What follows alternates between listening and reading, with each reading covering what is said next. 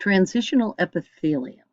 Transitional epithelium is a specialized tissue that is found throughout the urinary system, in particular in ureters, urinary bladder, and the urethra.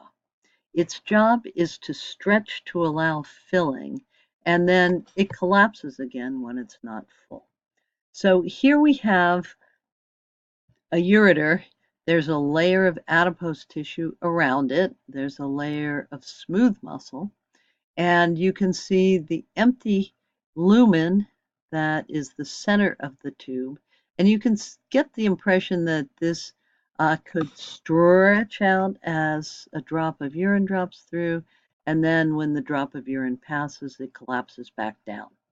So let's take a look at this. It's a stratified epithelial tissue. Ooh, there we go.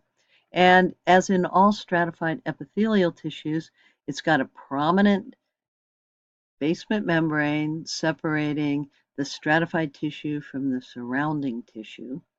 It has layers of cells, and therefore it is stratified. If it has two or more, qualifies as stratified. And if we go a little bit closer, you can see one of the characteristics of transitional epithelium that'll help you identify it is scattered throughout, there are cells that seem to have a white or a clear cytoplasm. There's one here and here and here. Here's one, here's one.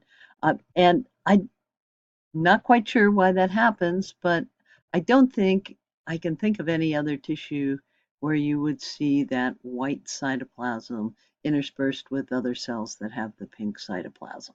So transitional epithelium, a stratified epithelium, more than one layer of cells. Its job is to stretch to allow filling. You'll find it in the urinary system.